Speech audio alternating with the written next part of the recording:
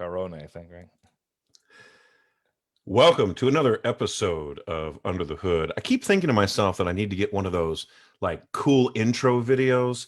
Like my friend Larry Brownlee, he does a sit down with LB, Yeah, and he has this cool put together thing. I'll get to it eventually, but heck, maybe I could get you to make me one. for The for sure, media man. entrepreneur himself.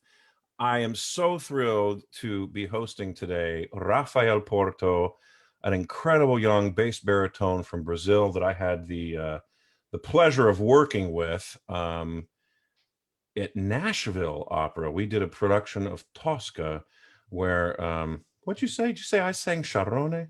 Yeah, I yeah, was right. singing. I think I think I sang Scarpia. That was the role I yeah, was you singing. sang it And, fantastic. and thanks, man. And you were the sacristan, but were you in the was that a one off or were you in the program there? Or? No, no, no. That was yeah. That's a funny story actually. I had auditioned for the Young Artist program there, um, and I didn't get it. And then I was like, oh man, I thought I did really well. And then I get an email that was like, but we'd love to offer you a principal, position for this, for You're too good sacristan for our young and artist jailer. And I program. was like, well, absolutely. Yeah, right. Man, we'll get into it, but when I think about that maze of navigating the young artist programs between, the summer apprenticeship programs and then the year-round programs, and how to kind of pop out on the other side of that in a way where you find yourself gainfully employed. Whew, I mean, we could do a whole 10-week series on that, constantly broadcasting 24 hours a day. So a lot of information goes into that, but um talk to us a little bit about what's been keeping you busy while we're all kind of trying to find our side hustles. I mean, it's funny. It's like side hustle. Oh yeah, we've got this. My when I'm not a singer, I'm blah blah blah. It's funny. It's like back in the day, and I don't know if when you started out singing, if they told you this, but everyone, whoever they is, Right. they would always tell us, if you can think of doing anything other than singing, then just go do that. Because singing, is blah blah blah blah blah. Well, nowadays, I think it really should be more like, if you can think of doing anything else other than singing, do that too, Yeah, right? absolutely. I I mean, don't think it's it's such not an either or type of thing. right. I I think singers inherently, are very kind of a multitasked personality. I mean, Yeah, if you think about it, like what type of employer wouldn't want somebody that you can get an assignment, you give it to them relatively unsupervised, you say, hey, learn this piece or something like that. You yeah, go, you do it in a week, you come back, it's good. right. Like I think it can apply to a lot of different things. And so, yeah, this thing with the side hustle, I think people have really kind of found a lot of different niches and a lot of things that maybe people considered hobbies and stuff that, oh, maybe it's not worth it. And Yeah. saw like, hey, I from knitting, like scarves and hats, and Oh selling them yeah, on yeah, Etsy. yeah, Like, exactly. Eric Faring, he was like, he turned that thing into a business. He was like throwing out totally. the sky.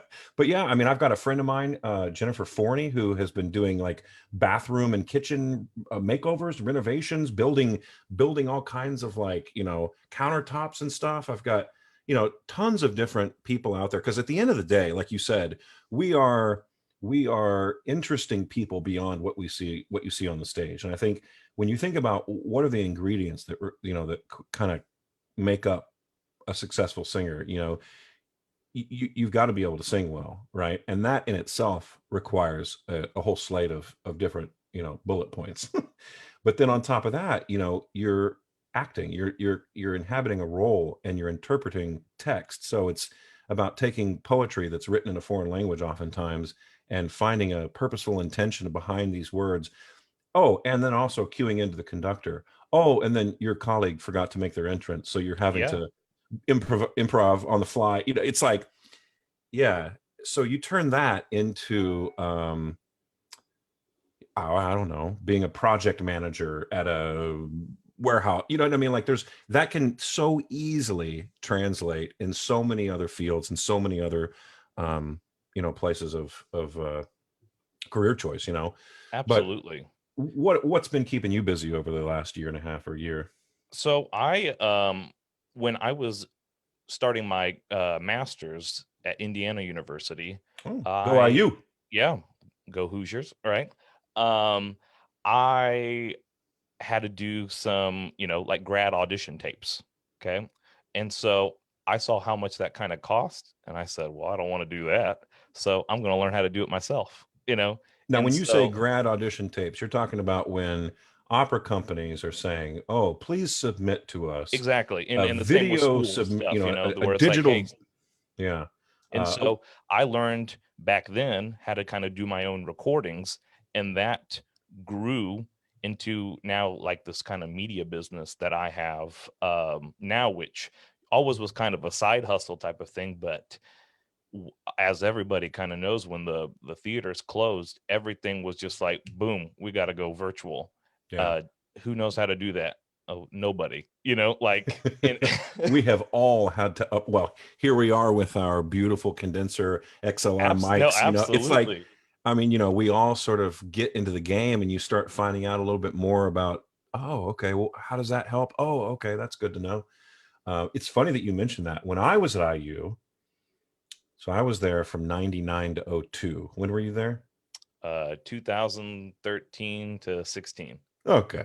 So we're same buildings, but different story. Actually, there's a new building, so you were in a different area too. But what I did to keep myself busy and to make a little money on the side was that I had an old Sony electric condenser microphone, and I would do recordings for people in Ford and in our hall. And I Yeah, would make a little cash. I'd burn the CD, and right? I even got their headshot, and I would scan in their headshot and put it on a little sticker. And I remember, like, the final product, I would be like, okay, here's your CD. And it would Yeah. have like their headshot on the sticker with like the thing. I mean, I understand I'm dating myself a little bit with this, but like, again, back then it was like cutting it. You know how to make a CD?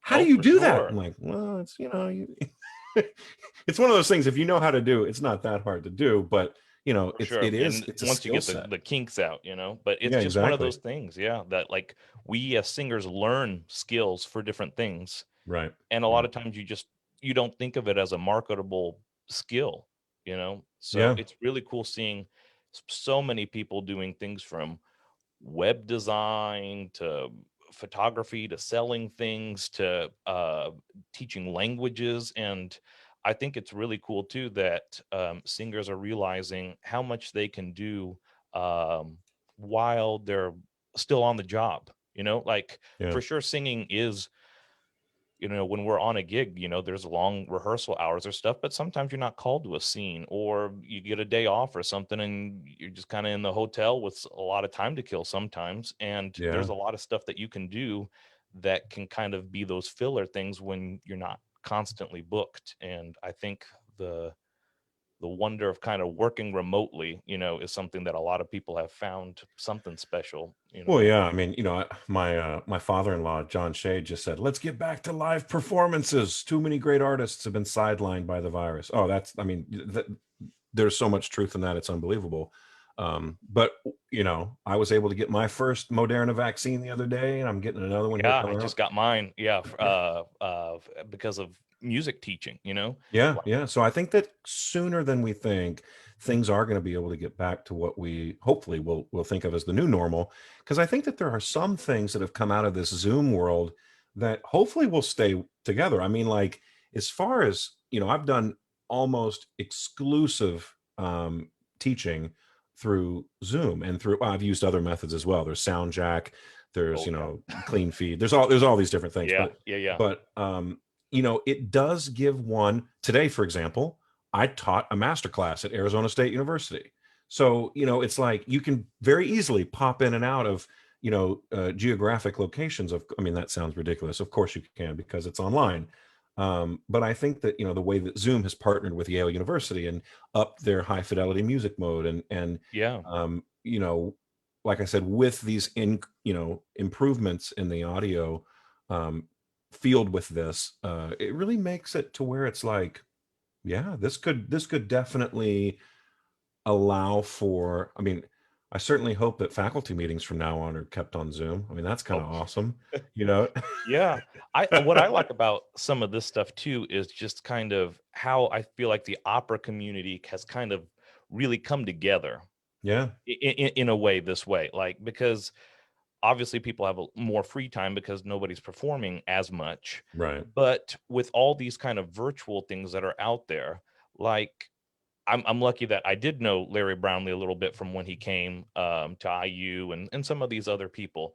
But I think now young singers or anybody that doesn't know these people personally, what a cool opportunity that you can go to somebody like Larry Brownlee or like Karen Slack or Yeah, you or all these things hosted by the Met or Opera America, these panelists and stuff like that, and be able to literally type a question to Matthew Horner or Alex Fletcher about agent yeah, stuff or what, yeah. like have that kind of communication with people that were very much kind of in this god tier type of thing, like that, it's just like, well, that's an important person, Right, but like you have no kind of way to, communicate with them or just like learn from them unless you were maybe at Juilliard and they brought them in for a master class right. or something like that. So I think that's something that's been really beneficial.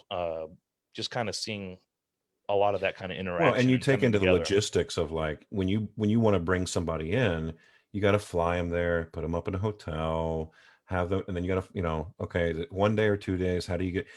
This allows people the freedom of just popping in on Zoom from wherever they are, Yeah. which can really be beneficial. I mean, I think people were a bit hesitant about it at first, but if you've ever had a voice lesson online, you very quickly realize that, like, if you know what you're listening for. Now, is it as good as being in person? No, right? That's ideal. But can you still get a lot of work done in really great ways? Absolutely. Especially, yeah, Um, and especially if you've worked with the person already oh and you yeah, just need those kind of tune-ups, yeah, like much better than just like, oh, sorry, I don't have time to fly in or what, everybody right. can squeeze in an hour somewhere, Right. so Well, we're talking about singing. We're talking about how you were at IU. How did that all begin in your life in the first place? How did you initially get involved in singing and specifically with music? yeah. I'll say that I didn't have a lot of exposure to it before. It is definitely not something in like Brazilian culture of just like, how a lot of people, everybody seemed to have piano lessons and things like that. That was just definitely not part of the culture. And so when we moved to the United States, I didn't Where really did you have grow up? um I so we moved to Arkansas of all places. Well, from where? You were in where in Oh, Brazil? from São Paulo. Sao Paulo. Okay. Yeah, and then we stayed there for a little bit, and finally we ended up in Indianapolis, which we still are. I'm here at my parents' house. Oh, okay. But I had a music teacher in elementary school that heard me sing, and I always really kind of liked it. I liked classical music CDs and stuff like that. And she said, "There's this thing called the Indianapolis Children's Choir." Which turned out, I mean, very lucky. It's one of the biggest in the world. I think they have over 2,000 kids in My 20 different God. choirs.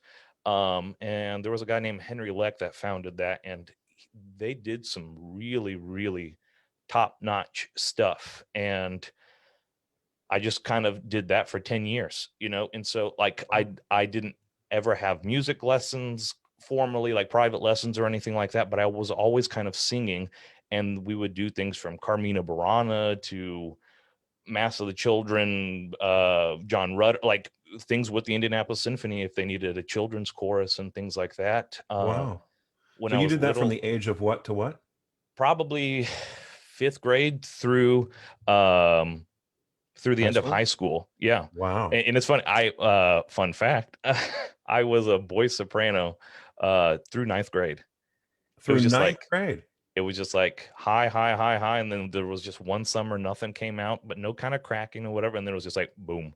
The bass, basement, like the basement opened. yeah, yeah. So, but it's stuff that like, you look back and you had no idea what you did, but it's like I've sung concerts with Sylvia McNair as a kid, and Raymond Lepard conducting and stuff Yeah. like that. That you're just like, uh, you had no idea, but you did it, like, Isn't and that so funny? that just instilled something in me. Because it came time to, what do you want to do? And I was like, well, I don't really know. And I love this. This gives me a rush. And so I decided to major in music. And that was a big adjustment because I had no exposure to kind of like theory and that type of stuff really before. Hmm.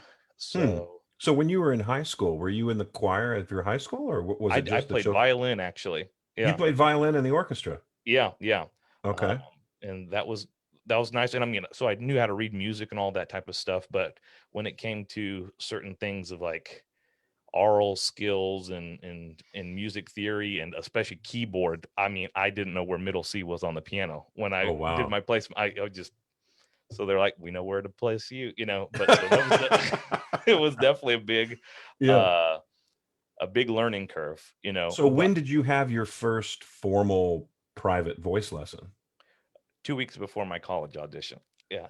Two, 2 weeks before you did your audition for college, you were like, Yeah. well, maybe I should get some instruction on this. Right. Yeah. Yeah. I was just, I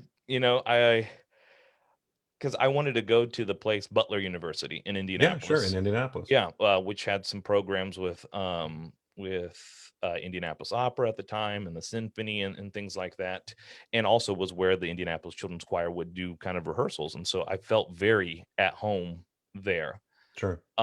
But I knew I had a good voice, and then they were just like, "Okay, you need to do one aria and one art song. Do you have any questions?" I said, "Cool. What's an aria and what's an art song?" So, um, so I sang "Caro Mio Ben" and "Where'er You Walk" for my college audition, Those and fit the definition. yeah, and I mean I thought that I that might as well been like Ernani, to me I was just like just going for it, like this is Italian, like I'm doing it, man, like. Right. Right. Right. And so you had who did you have a voice lesson with? Was that, I mean, you don't have to name names if you don't want to, but No, was it no, some? sure. Yeah. So there was a guy that his name was Mark Gilgallen, and he was a very nice baritone. And he had done a couple of the concerts, and I was just like, wow, he sounds great. And Yeah. so I studied with him, and then halfway through there was a Helden tenor, Tom Studebaker, Yeah. that came in, and so I switched into his studio, and um, things started to click there too, and Do you then remember this. what some of the first surprises were that you had with, like, oh, I have to do, what do I have to do? Oh, As far as how to sing, absolutely. learning how to sing as an operatic singer, right? If you've come from a primary experience of just being in a chorus, and now you're learning how to use your body and your instrument to project over an 80-piece orchestra into a 4,000 seat house, whatever, unamplified, there's some coordination things we have to learn how to do. Do you remember some of those first things where you were like, wait, what? What do I have to do? I think it's really like the kind of the support type of stuff. You can get away with so much kind of, I'm not dissing any choral singing, especially, opera chorus No, no, singing, no, not at all. But it's but two different ways of singing. when you're in a choir like 200 people, it's easy that if you make some ugly sounds or whatever, it can get kind of in there. But especially being kind of gun ho and listening to Sam Raimi and all that type of stuff and hearing that, I didn't think about any of that, and so I was like, I'm going to sound like that, and I would blow out my voice in like 10 minutes, like, because there's no support to it. And then kind of once I learned that, that's where you want to feel all the pressure, for a lack of a better word, so Right, that this feels very loose. right, um that really kind of changed things. The other thing for sure, and I think a lot of early basses struggle with this, is that kind of like bass imposter kind of like syndrome. So it's like, I would listen to Mati Solomon or Kurt Mall or something like that, and I just be like, brr, brr, brr, I'd be like, I'm doing it, I mean, just the most. artificial kind of, manufactured sound. And it was finally, I forget, some lesson in there that it was just like, you have the darkness already in your voice. So just sing with your voice and it'll be there. You just got to trust it. Like, it's not, you don't have to manufacture extra kind of darkness, or else you sound like a 40-year-old man, but You're 19 or 20 or 19, whatever. Yeah. exactly.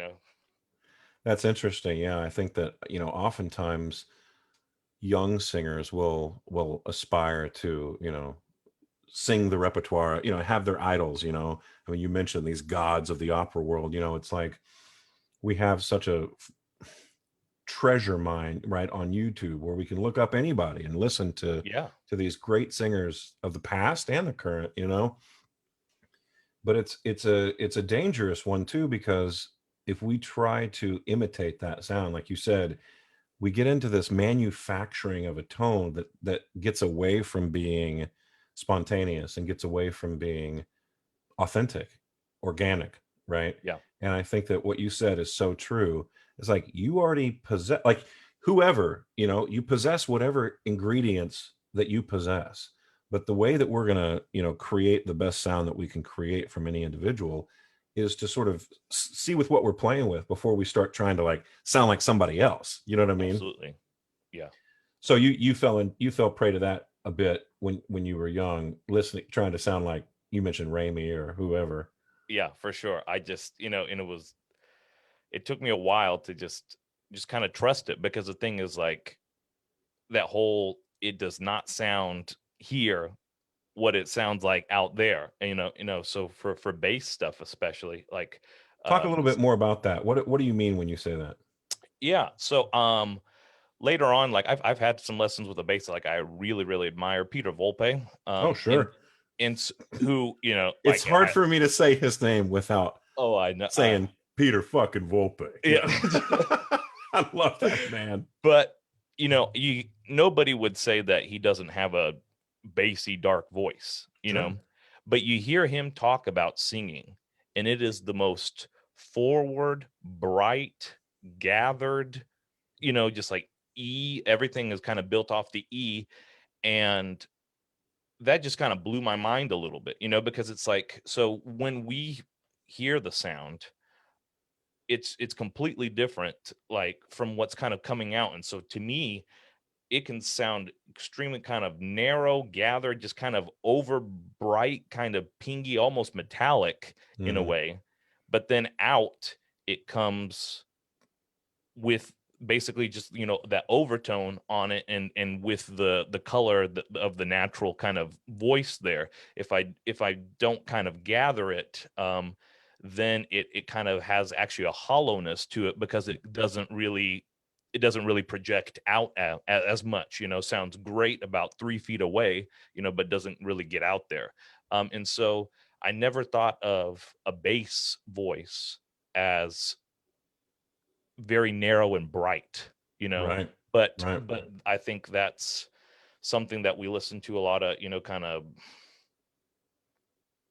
Bryn Terfel or something like that, like, um you hear some of that, but like, that's what kind of gets it out there, you know Well, what I it's mean? interesting. If I mean somebody, I mean, like if I'm thinking of bass baritones, one of the first names that pops into my head, the first two are Cesare Siepi and Giorgio Tozzi, Oh right? Like if yeah, you listen to if you go and listen to those singers sing, if you don't hear the brightness in that tone, you're not listening correctly. 100%.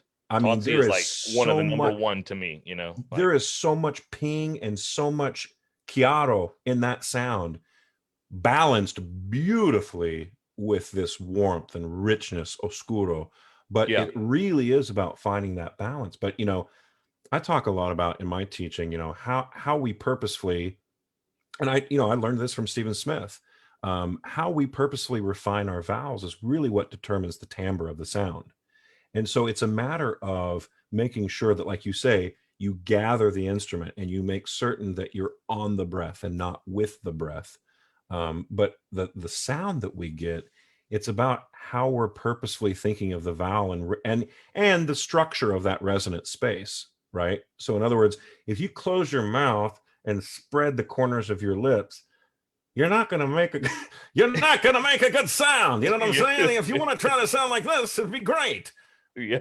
Likewise, if you create space here and think of a lot of loft, it's interesting to see how different a tone can sound. I mean, today I was presenting a master class in Arizona, at Arizona State University, and um, I was working with a young baritone working on Ford's monologue, and he was singing with a very vernacular tone, and I had him do this exercise where I was like, let's take the word hey, right?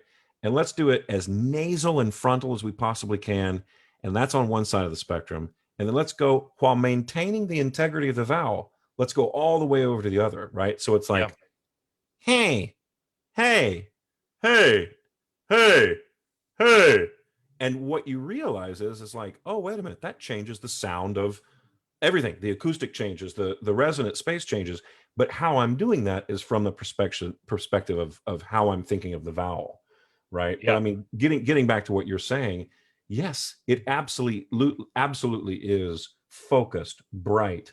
I mean, at the end of the day, the audience is on the other side of that, pit where the orchestra and the audience, and who knows how deep the walls go. So we've got to Yeah. make sure And I that our think some sound. of that comes to if there's a voice type that truly kind of sings where they speak a Hmm. bit, Hmm. I think it's this kind of that baritone and bass baritone bass type of stuff, and so it's like it's a little bit different, and perhaps it doesn't need kind of as much space as some other kind of voice types or something like that, because it's not like you need to completely kind of reinvent the wheel, like tenors, for example, with high note. That's, I mean, a completely different space, you know what I Right. mean? And They're for sure we singing in a got some different of part of that, their voice. Yeah. but like I had, it's just one of those things where it really is kind of just like projected, talking and screaming in a way, you know what I mean, in a safe way. Yeah. I Like, mean, it's like, so one of my good friends who I've known since elementary school,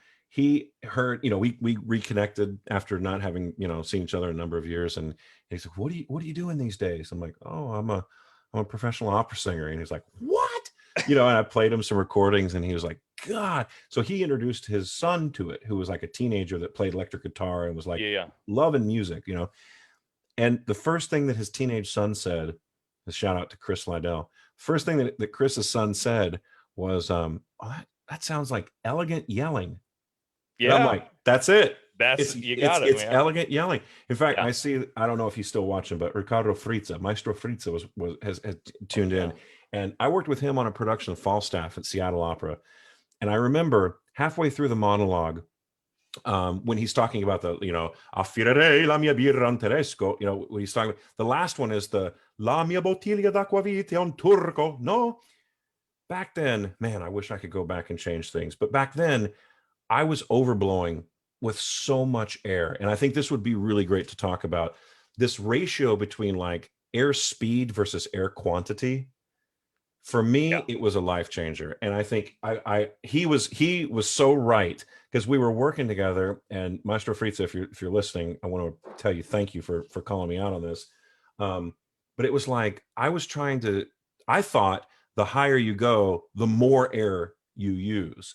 And so by the time that I was getting up into the La mia bottiglia d'acquavite un turco, I was just overblowing so much, Absolutely. and that couldn't be further from the truth. And For he was sure. like, I remember him saying like, what you're doing in the middle low, you got to stretch that up through the top. And I was like, I don't know how to do that, and I'm scared because this is my first Ford and I just want to Yeah. but what has your experience been in singing this bass baritone rep where you're not just hanging out in the basement? I mean, what in your mind is the role that you perform that has sort of that biggest range? um that's, I think, a lot of the bel canto rep, which I absolutely love. The things in like the Donizetti Queens, Hmm. or even, Lucia, or some early Verdi or whatever. You can see that for sure there are some kind of low notes in there, but like expected cadenzas and stuff like that. I mean, it's like you got to be able to hit some, F sharps and G's every now and again, and not be like, oh, okay, Right. and And so so I think how that, do you navigate that yeah, specifically with breath? sure, yeah, with Brett, I really think about the lowest for me similar to the high. So it's Hmm. like I think really kind of extra engaged for the high, but again, there's a difference between like more kind of support than more air going through, if that makes sense. Oh yeah. And because really the folds are kind of, when you're singing the high stuff, they're stretching a little bit more, and they're more just physically Thin. gathered, tighter, I guess, to Well, if you physics, think of, yeah, if you think about rubber bands, I mean, first of all, the vocal cords are about the length of your fingernails, right? And exact, yeah, when you sing higher, they stretch. And when they stretch, they get thinner. And so therefore, the amount of air that's able to pass through them is less. exactly. And so if you Right. just try to muscle your way to just kind of blow it through, It's not going to like work. that, it does not work, and I that definitely took some time. And so then, since I really think of myself kind of, bass baritone, basso cantante type of stuff, so for me, the low, is there, but it's not, we're not like, Morris Robinson's coming later on. Oh yeah, I can't wait to talk I'm to not, him. it's like I've done a Zarastro and that type of stuff, but it's like there's a difference between hitting the notes and being able to really like, you know, be Right. out there. Right. But so for me, I have to have that extra kind of gather, and not overblowing it too in the super low, because then that's where it kind of just, the bottom falls out and it gets kind of wobbly type of stuff, so I really, in the bass baritone rep, I think of my kind of extreme low and extreme high, supported and not over air pressure Mhm. in very similar ways, because if you kind of overblow either one of those, then it kind of just splats out on you. So as you worked your way through undergrad, you decided to pursue master's degree at Indiana University in Yeah, down in yeah, Bloomfield. I was able to, my last couple years at undergrad, do things like Indianapolis Opera Chorus, and they really had some fine people coming in there. And right towards the end of that, I was able to see Tim Noble um, do some stuff, I love and that guy. I heard that sound, and I was just like, who the hell is that? And so I was like, I gotta study with him. And so I went to IU and got a scholarship, all that type of stuff. But I said, that's all nice, but it's like, I am only coming here if I'm going to study with Tim Noble. Hmm. And we really kind of clicked super well. And I just really, really kind of bloomed a lot with him, because he, again, was just very on the he was such a diction guy, really, especially Yeah. English diction. And so In what way? he always focused on just being heard and understood. And so he would assign a lot of English rep and would teach the singing through, again, that kind of that projected speaking. And Yeah. that clicked really, really well with me. Also, for sure, I'm more of a kind of demonstrate guy, and he would demonstrate a lot. And I think, I mean, he's in his 70s and could easily get hired anywhere. I mean, he's I mean, if you're not some familiar healthy with Timothy singing. Noble's singing career, look him up. I mean, what an incredible human singer. Great. I mean, I loved him. His first year at IU was my first year, and I was fortunate enough to have a teacher who thought it would be helpful. I mean, I studied with James McDonald, who was a tenor. He has since passed away, unfortunately, but wonderful man and teacher in his own right. But he understood that it would be beneficial for me to take some lessons, have some coachings with Tim Noble, and I, I I'll never forget working with him. I mean, he's fantastic. I remember him giving me the King Henry VIII Sanson aria, the Qui Yeah, bon commande quand il aime, yeah, and he was like, "Yeah, don't worry, don't sing that Valentine shit. Take a look at this, take a look at this." And absolutely. and then I'll never forget singing for somebody at NOLA Studios in New York. Okay, what would you like to sing today? Oh, I'd love to sing the King Henry VIII aria from Saint-Saëns. Like, oh, okay, great. So you sing it through. It's an A B A. It goes up to a F sharp or G flat. I can't remember what key it's in, but I know it doesn't go up to a G. It's just a half step lower. Uh-huh. But I mean, it is built just like a Volkite Serio, right? There's A B A with a little recit beforehand, Yeah. and I'll never forget finishing that, and then we're like, wow, that's great. Um, do you have the Faust? Could you sing the Faust with? And I was just like, you just heard it, but a more interesting version that you Yeah, haven't heard a million times, you for know? sure. Yeah. Anyway, great, man. So talk to us a little bit about, in that, wow, I don't know, 6-year period between undergrad and grad school, right? Altogether. What were some of the challenges that you faced? Like, what were some of the hurdles that you really had to work at? Did your top come naturally to you, or is that something you had to work at, or how did that all get put together? I think one of the things that Studebaker really helped was kind of the covering thing, because I Now, really how do didn't. you here? Oh, you mentioned a secret word. No, for sure. The word of the day. Oh yeah, Covering. So, for sure. what do you think of covering? So that has changed a lot, because it's like I was like, well, people say you got to cover to make it safe, and so it came from a point of like I didn't cover at all, and would just really try to kind of just get that chest voice up in there, and that just wasn't working. And then Mhm. finally, I kind of a couple metaphors, type of thing really kind of clicked, and I was like, oh, it's a different space. Mhm. And then another, I think, super bass prone thing, the over covering, so it's just like it sounds great, great, great, great, and then we go, oh, ooh, like just Yeah, anything above the staff, because it's there's just the like, well, I got famous, to protect it. there's the famous Spara fucile. Abs, I absolutely, Yeah. and so one of the things that Noble really helped was just like a little dabble, do you? And again, it was about the keeping it forward and narrowed still, like Mhm. it real. I mean, it sounds like a broken record, but it's like sometimes I think we make it too difficult than what it is, and so he said, just because I'll you're say it covering again. doesn't mean you have to swallow it and go in the back, Right, like, right, right. I think this is my little pocketbook. which he loves, the Lamperti. The Like Lamperti Tim Book of Noble Wisdom. loves the Lamperti and Lily Layman. Yeah. Well, Yeah, but what he tells us in there is that the difficulty in learning to sing is finding the simplicity and understanding that, yeah, it's like you start to overcomplicate things, you're going to get tangled up into a knot that you don't know how to get out of. But if you work on trying to find the efficiency and the simplicity, I mean, how many times do you have like a breakthrough in a lesson and it's like, that feels so much easier. I feel like I'm Yeah. not doing nothing, I'm like, you know, exactly. 100%. Exactly. Yeah. Funny, we talk about covering. One of the other things, there's a video of Leo Nucci doing a master class somewhere in Italy, and they're like, Maestro, Maestro, where do you begin to cover?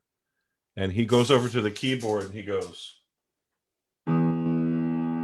right? So his point is like from the lowest note that I would ever sing all the way through, I'm always purposefully singing in the cover. And Yeah. I think that that's a little different than what we were just talking about, but that's why the word itself can be kind of confusing. Exactly. Yeah. And so now I definitely think, I can say cover, but really I think about it more kind of a turn of the voice. Right. Right. But just hearing different people that I super respected, like baritone Dennis Jesse, Oh, sure. Yeah. who, if you haven't heard him, you got to look him up on YouTube too. Like just hearing the way that like, well, I didn't hear a transition type of thing. It's just like, because it's not That's the supposed to whole be goal. the, like that That's doesn't not mean what that we're you're doing looking the high for. notes right. So like it still needs that brightness and whatever, and naturally, because again it's higher, it's going to be, you know in a more kind of narrow and gathered place. So again, you don't need to like ram it in there either. So it's just really just kind of like trusting it, and that's one of the big things that Noble really kind of helped me find, is just really kind of just trusting that and trying to really kind of just smooth out the voice, just all about that uniform sound, no matter Yeah. what it is or whatever. But it just kind of, whether it's through vowels, whether or colors, or or using the language to do it or something like that. But like, you want to have uniform singing so that when you do something like, I think ugly sounds are needed, like how you inflect stuff or whatever. But when you do that, then it means something because you have the uniformity, and then you give a little bit on a certain note or an expression on a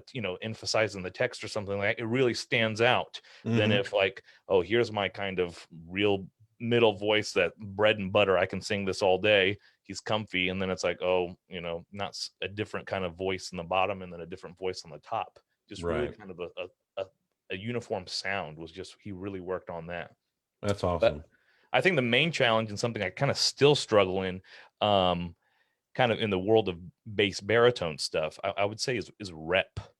Hmm. Um, because I think that's something that really has, I think, changed a bit. And you can talk to agents about this, and I think there's just a lot of kind of like hard fast things.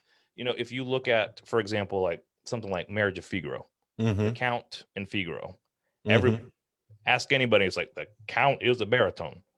Like, it's a baritone, And and Figaro is a and bass. Figaro is a bass. If you look at it, I mean, they're within a third range of each other. You know what I If mean? that, If I mean, it's if really a half step. It's really like the tessitura in general is about a half step. I mean, there, yeah, I mean, Figaro's highest note is an F, and the counts is a G in the Act Two finale, but really, the F sharp at the end of the aria. And yeah, the count has a low G.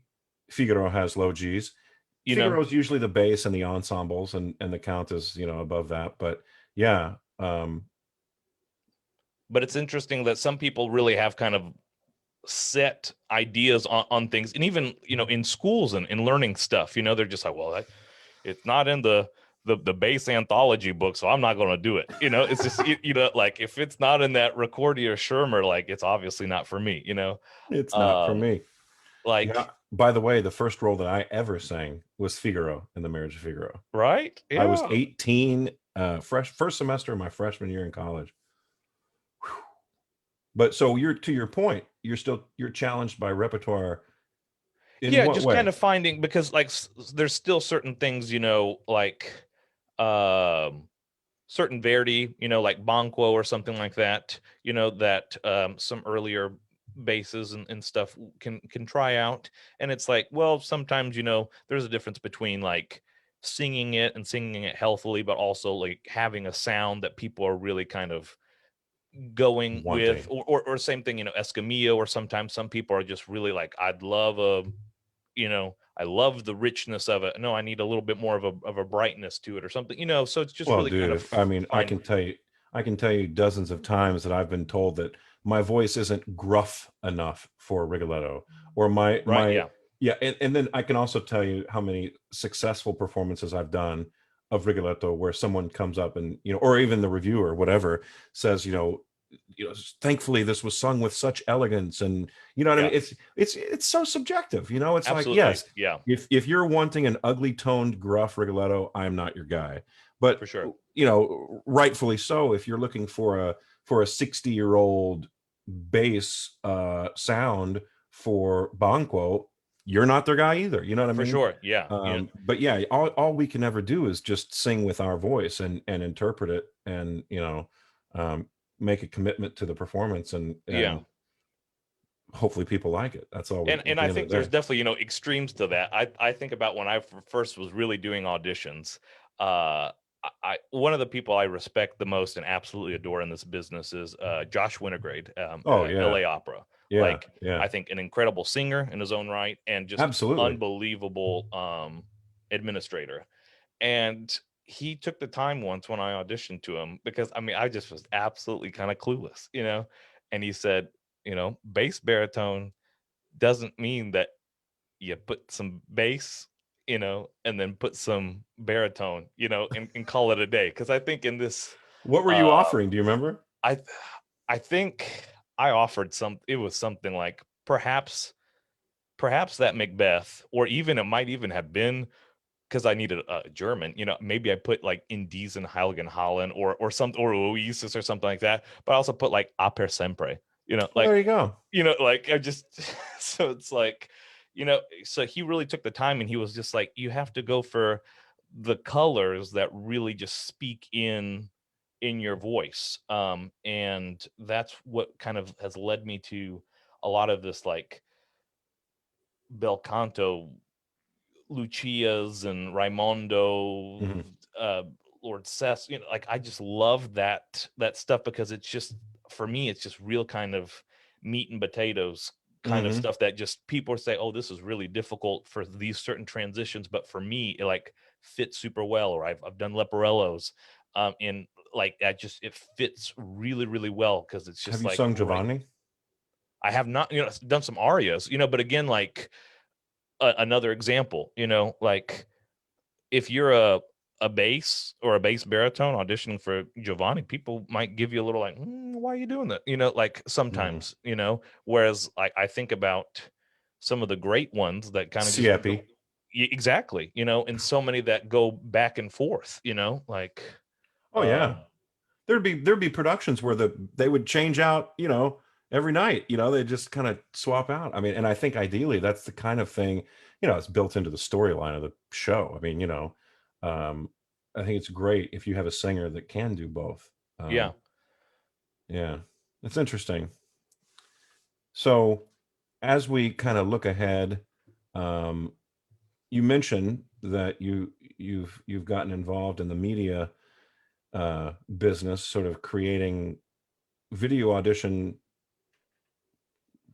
What do you call it? I was going Well, to say movies. I mean, no, no, for sure. Yeah. So, I mean, like I've done, it's like when I was in grad school, I started just kind of making these kind of audition tapes type of yeah, stuff that what, yeah. people or, filming a recital. But now with the way that the pandemic just shut things down, I started getting calls from opera companies all around the country of just like, hey, we have archival things that we need to make into a live stream, but we want to interact, and have chat features and all this type of stuff. And we try to run it on our MacBook and it doesn't work well. I was like, yeah, it's a lot more complicated, those kind of heavy things like that. And so I have set up streams for Florida Grand Opera. Also, right now I'm in the middle of doing stuff for Livermore Valley Opera Hmm. in California. Of just kind of people will submit stuff in, and I kind of build it and then give a kind of a finished product. Like on the software side. Yeah, or also like I'll do the editing and just Oh really kind of wow. just build it and also kind of coordinate that, really kind of like a producer role. And so one of the companies that just, one of those examples, you never know what's going to happen. I got contacted really about almost a year ago in April by the Washington Bach Consort, which Okay. I had never really heard of, but turns out that they're like in the world of kind of like Baroque ensembles. It's like A House, Met, Kennedy Center, what I mean, it's like premier stuff, Real deal. Yeah. and they were just like, we want you to do our season virtually. And so I kind of produced their whole season, but really what was amazing about it was all recorded remotely. So for example, they did the entire Bach Christmas oratorio, all 6 parts. Wow. Not more than 2 people were ever in the same room together. So So you coordinating had to that, put that whole thing with orchestra as well. yes, oh yeah, like it just Wow. like I mean it was an 8-month contract that really kind of took over my life more than I I would ever imagine expected, so. like, and I knew what I was doing, but it's just like that really kind of challenged stuff because again, the level of precision and just meticulousness, that they needed for the reputation of that ensemble. But I mean, it was something really, really kind of special just seeing that all kind of come together, and, Yeah. and so once that kind of went, they had such a reputation that it was just like then every week I was getting contact from other a lot Baroque organizations because it's kind of a small community. So I became Sure. one of like the Baroque media guys around that was working with 5 different groups across the country of That's producing this amazing. type of stuff. That's But incredible. I mean, yeah, it's funny because those little hobbies very quickly can turn into like, this is how I'm making all my money right now. It's oh, like, 100%, like, and they knew that it was going to be difficult. And, I, I was paid fairly, but it was a big contract, but it yeah, was like 8 months of just like grueling stuff. If any wow. singers have ever had to kind of put together uh, a singing, with a What's remote that app? pianist or something like Acapella, that. acapella or whatever, where Yeah, yeah, you record one voice and you record another and you try to get it sunk together where it yeah. can have like an SATB quartet thing. Or, Times that by like 30, and instead of things with like slow rubato opera, like precision, like Bach, like, oh man, it just I'm so, sure it required quite a few late nights and oh my gosh, yeah. a few And ulcers when you along the mentioned way. sound jack, like I had a personal relationship with Alex, Yeah, who developed sound over in jacks, Germany. because we were some of the first people that were really kind of trying to do recits recorded with harpsichord and violin and In two different oboes. geographic locations. Yeah, absolutely. Yeah, yeah. It poses an issue, but I think that they really were great in figuring out early on how to reduce the latency on that in Oh a yeah. way that was sort of, other. I mean, I don't know if you played around with Jam Kazam or Jamulus Yeah. or Yeah. those other ones, but I don't know. It just seemed like Soundjack had it figured out. Yeah, and I think it's one of those things that it's very scary in the beginning, but like if you're a music teacher, teaching voice or string or whatever, like that can really be a game changer for you once you Yeah. kind of get it I mean, set of up, course, the because the hurdle is that everybody has to have a computer that can process the for speed. sure. Everybody needs some type of audio interface with like a mic, an XLR mic, or there needs to Absolutely. be. I mean, you go with the minimum, it's not really going to work as well For as you want sure. it to work. So Yeah. there are a few sort of basics that you've got to get out of the way, but once you're able to get set up for it, it is surprising how well it works. Yeah. Well, one of the questions that I get asked all the time is, what can you tell young singers, as they transition from academic, their master's degree or performer diploma or something into the real world? What should they be focusing on? What should they be working on? And it's a tricky question, Yeah. because there's so many different things. But like you yourself have recently kind of emerged from that. I look at it as like, you start and there's just like so many tens of thousands of young singers that are studying in conservatory or school or whatever that want to be professional singers. And then it starts to narrow, narrow, narrow, narrow, narrow. And then you get into the young artist programs, and then Yeah. there's tiers of those, right? So it's like, are you doing the Marilla, Santa Fe, Glimmerglass type programs of the world, and maybe Wolf Trap, and then okay, you pop out on the other side in that tier, and then oh wow, well, red carpet right this way, Yeah. ideally, right? Yeah. And you get representation, and you start. So it's almost like, of the people who I've spoken to recently, you're certainly the freshest in the group, Oh. of having made that transition. And so I would Right. love Yeah. to hear I would love to hear from you what you would tell young artists who are currently in their master's programs or currently trying to navigate this landscape. What do you think now, Yeah. in 2021, are the most important sort of bullet points to kind of keep on your radar? Absolutely. Yeah. So for anybody that's getting confused of guests that are, happening this month in the basement, yeah. The other guys are the ones with the international world renowned, career, and I'm not, so but we're getting there, You will Um be there. but it's I think one of the most important things really is getting away from a young artist mentality. True, and it's again one of the things that like I struggled with, and they were really helpful at it at Florida Grand Opera. What is a Was young artist mentality? I think where I've been at programs, for example, where if you're doing a small role or something like that or whatever, here are the young artists and here are the principals that are hired. It's very kind of, and a lot of Separate. times it's not the company that's like, don't talk to, but it's just like, I'm not worthy. I'm not a professional yet. I'm not, Mm-hmm. and I think so getting away from that as soon as possible is what's, I think, most important. You can be a young artist, but like everybody deserves to be there. If you're at a place and you want a position, if you have a bad day or you don't know something, like you still deserve to be there and you're there for a reason. It's an incredibly competitive business, as we know, but you made it into that group.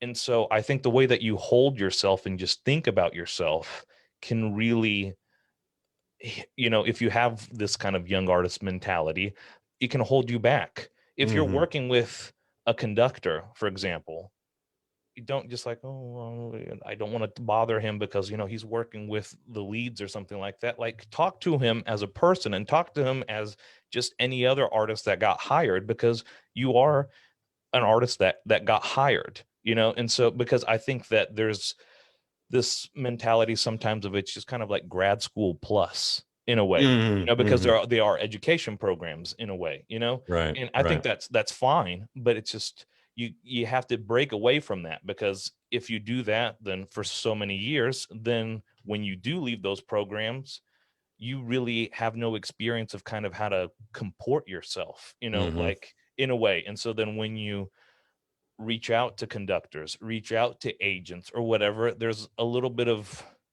inexperience in a way, because you didn't make it like take advantage of certain opportunities of, really building relationships with certain conductors or directors if you were working with them, because I think you didn't let yourself go there, because Hmm. it's like, well, I don't want to bother anybody. I don't want to ask questions. Well, because he's working with principals or something like that. So I think that really is number one in my book, Okay. because that really kind of helped. If I believed in myself and thought I'm a professional singer right now, whether I'm young or, just fresh out of studio or something, like I still deserve to consideration to be cast just as much as somebody that's been doing it for 20 years, like, and you Sure. have to have that, because that that stuff's contagious in auditions and in conversations with certain people, with donors or anything like that. It's, you have to really, the way that you present yourself, even if you are in a young artist program, you are a professional, It's true. because you got hired to do it. It's true. What else would you say? um I think one of the things that's really lacking in terms of both grad school and kind of young artist stuff is a lot of financial prep, really, like, in just knowing kind of how to save your money and kind of make the best out of it, because I think that's one of those things too that, when I started getting some of my first opera gigs, I mean, I thought I was a millionaire, because it's just like you do this thing or whatever, and then you get a, $20,000 check or something like that, kind of all at once or whatever, for a month or something there, and Hmm. with six performances, and you're just like, woo, like, but you don't think about the foresight of just like, well, I don't know when the next thing is Yeah, or right. whatever. I don't have any work for the next 8 months. I wonder what No, I should do with this so $20,000. like, I think that's one of the things too, that just that kind of financial awareness of, and again goes with treating yourself like a professional. It's not fun a lot of times, and not what you're thinking of while you're still learning, but it's like learning and or treating yourself like a professional, that you don't know when the next is, so you got to start saving some, or planning for retirement, because you're not going to have any when you're done with your career or something like that, unless you Right. are like at a Right. place giving you benefits. So I will, open book, full vulnerability here, man. At the beginning of my career, I spent every penny that I made, and I maybe stupidly, but I mean, I went into so much credit card debt because, oh, there's an audition. Oh, I got to fly there. Okay, fine. I'll fly, and oh, I need a hotel. Okay, all right, all right. I was making sense out of it in my own mind, yeah, but it was certainly not based on the money I had coming in at that point. It was absolutely. just like, well, I've got to do it. I've got to go and buy this. I got to go get this. And I think it's really easy to very quickly find yourself in the red. And it for me, it took years to get out of it, and then to get on top and to be able to control it in a way, where you really have to be smart about how you I mean, you mentioned it, budget. You have to mention about how, or you have to think about how you budget the income. And you can very easily look at, okay, here's the income I have coming in for the year. Take a look at your monthly expenses and understand, like, well, this is what has to be paid each month. So how am I going to do that based on the income that I have coming in? And it's a when you're starting from nothing and you're Absolutely. just desperately relying on that next check, it's very hard, because the truth is you're expected to have a tuxedo, not just a tux, but also tails. Yeah. And, for women, all these different gowns and like 100%. shoes. And it's kind of unfair, the different expectations that this industry puts on the singers, and God bless them for the competitions. I can't remember which one it is, but there's some big New York competition where if you're a winner and you're a female, they go down and they take you to this place and you pick any gown you want. You get to, Yeah.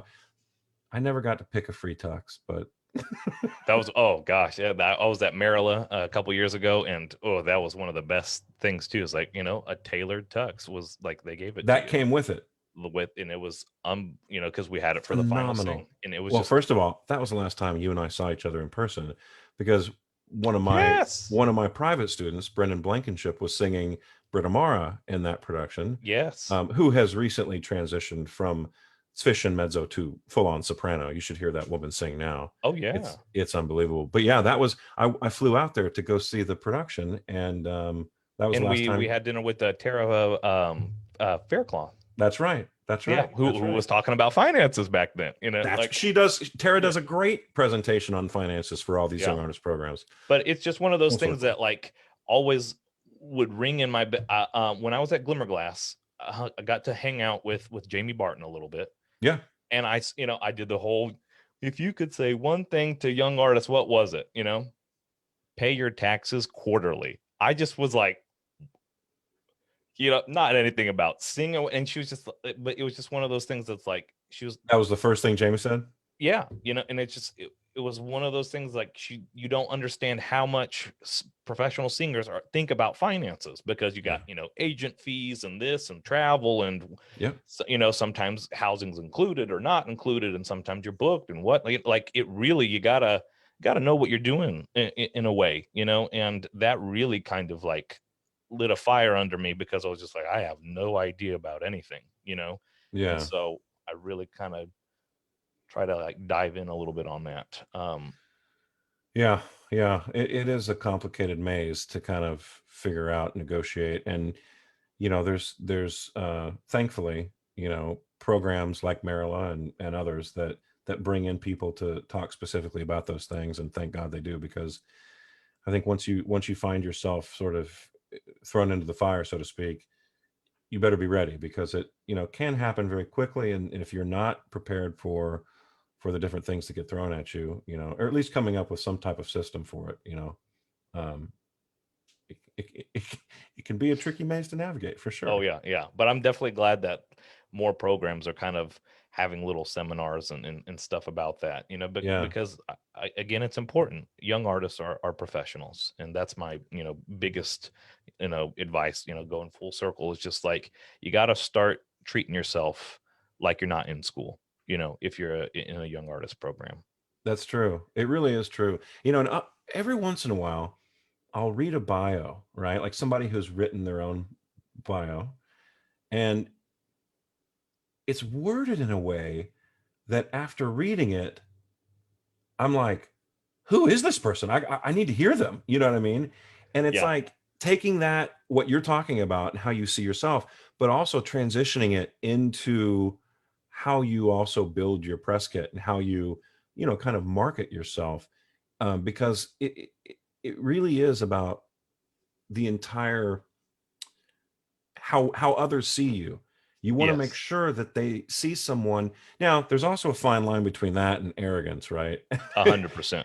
Yeah. So you got to make sure you stay on the side of humility and stay on the side of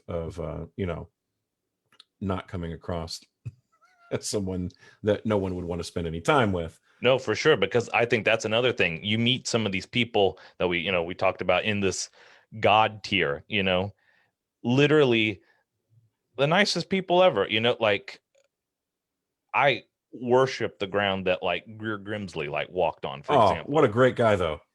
And when I was at Glimmerglass back in 2016, like we had lunch, we had breakfast because I like picking his brain on stuff, Yeah, and literally like the nicest people, and so many of the people that I've been lucky to work with, whether I did like Florencia at FGO with Ana Maria Martinez, just like beautiful. I mean absolute star people, and it's just like one of the nicest I'll never human beings I've forget the ever met, first. period, I know, right? like The first time that I sang with Anna Maria, we did a Brahms Requiem with the Boston Symphony, and I was just so nervous to be there, and I, it was my debut, and I thought, oh God, the soprano is Anna Maria, holy cow!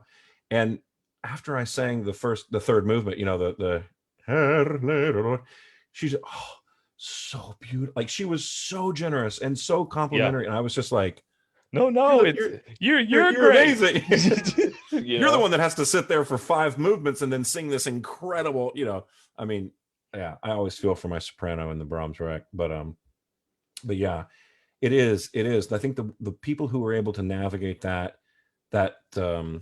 line of confidence, elegance, artistry, professionalism, it really is an art form in itself. And I think that starting that moment that you are a professional singer, and I mean, you say once you're in the young artist program, I think that mentality can start being programmed even into like the master's, doctorate level, artist diploma yeah, level, to start understanding what it is that we in the industry are sort of expect. What are the expectations? What are the things that we exactly. And I benefit think from? the goals need to be broader in a way. When I was in grad school, I was like, well, I just want to sing at the Met, and this Because and that's the that, only whatever, place. and that's how you've made it, and it's just one of those things that like I've been super fortunate that like I've been able to actually, I sung once with the New York Philharmonic in a really cool David Lang piece with Eric Owens, and I mean, unbelievable. And I was just like, whoa, pinch me, type of stuff. But Yeah, it's like, in a way, nothing changes, or you get, friends that, okay, well, I got signed with Cameo, or I got signed with IMG, or these big kind of powerhouse stuff that you're like, oh, now it's smooth set. Like, it doesn't change, you still have to work, like still at put your at pants on building in one leg at a time. relationships and all that type, it's not just like, please send me my gigs, Well, I think Joyce DiDonato said it very beautifully. She says, there is no making it. I'm not quoting, I'm paraphrasing, but she said, every one of us is on a journey, and at no point in there is it like, oh, I've made it. yeah, And I think that might be a big misconception in young singers' minds, that like, well, once I've made it, then I can, da da da da. And they might have like benchmarks of like, well, once I get managed. I mean, I know I did. I know I was thinking back same then, it's like here, once I signed with Cami, I was done. I have no idea, big right? times, And baby, like, yeah, yeah. So I think it's really important for every young singer to understand that once you decide to commit to the journey, that's the journey that you're going to be on for the rest of your life.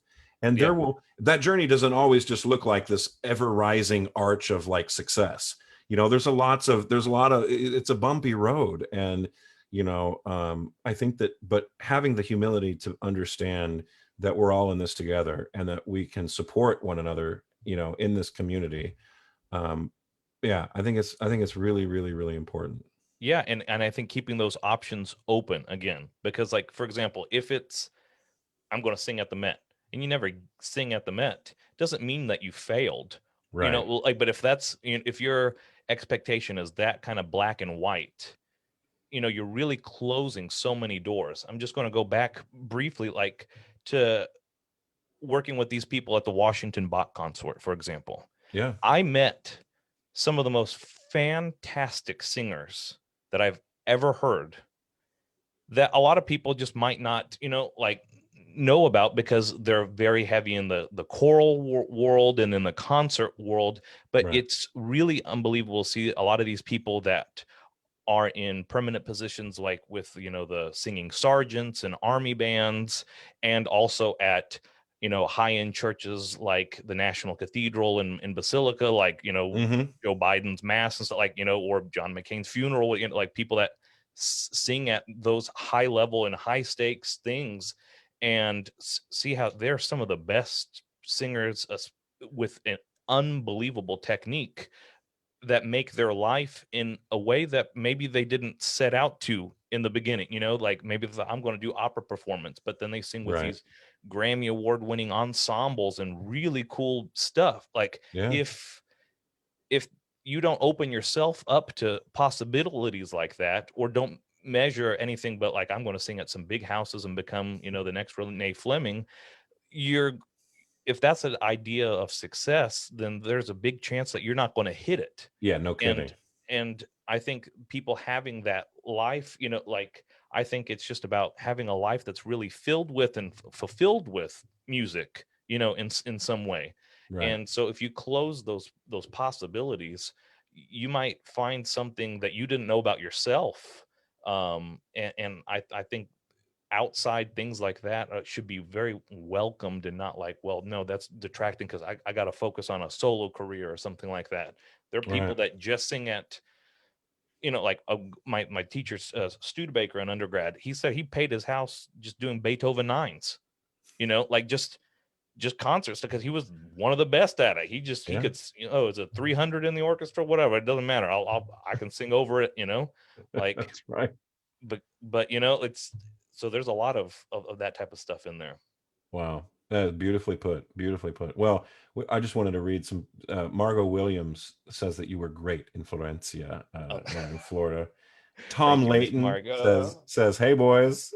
Hey. Tom Layton, love him, and Jeff Burns, who was also in that Nashville Oh yeah, Tosca, the Angela. fantastic baritone. Yeah. Well, I can't thank you enough for being with me today. This has been great talking with you, catching up, and hearing your Absolutely, it's been perspective. I so think, much fun. I appreciate it, buddy. yeah, absolutely, man. Well, all the best to you. Like I said, hopefully we'll be back singing on stage here before we know it. But in the meantime, keep killing it, and hope everything is well with you and yours. And have a great rest of your week. Or, well, today is Friday, isn't it? So have a good rest of your day and a great Absolutely, weekend. I appreciate it. All right, All right, man. Take care. take care. All right.